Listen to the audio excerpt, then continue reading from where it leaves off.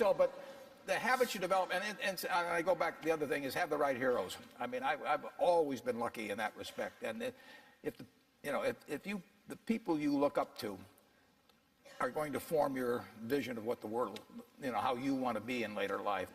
And I'll give you two pieces of advice. I'd invest as much in myself as you can. I mean, you're your own biggest asset by far. I mean, you've got all kinds of potential. All the people in this room, you're lucky to be in this country, gotten a good education, but most people go through life using up a very, very small part of their potential. And so anything you do that invests in yourself,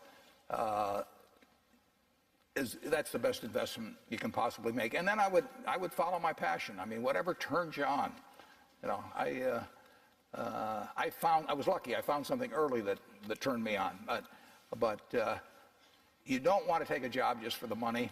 You don't want to take a job for an organization that you really don't feel good about, or work for people that you don't feel good about. You really want to be excited when you get out of bed every morning. And it won't necessarily be the job that you have 10 years later, but you'll be learning so much as you go along. And I took a job with Ben Graham, my hero, and I never asked the salary, and I found at the end of the month when I got my first paycheck what I was earning, because I just knew it was the right thing to be doing. So I would follow your passion. The worst investment I ever made? How long do you have? Well, I've made some very bad ones, but that doesn't really bother me. It may bother the shareholders, but that's another question. You're going to make mistakes in life. I mean, there's no question about it. You don't want to make them on the big decisions, who you marry and some things like that. So there's no way I'm going to make a lot of business and investment decisions without making some mistakes. I may try to minimize them. I don't dwell on them at all. I don't look back.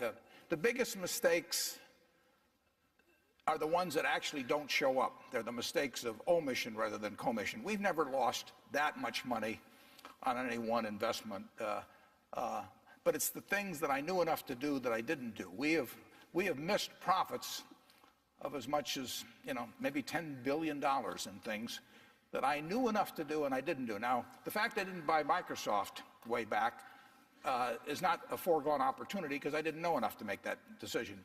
But there have been other investments where I did know enough to make the decision, and for one reason or another, I either didn't do it at all, or I did it on a small scale. I was sucking my thumb when I should have been writing checks, basically. And those don't show up. There's no place where it shows missed opportunities, but I've missed some big ones.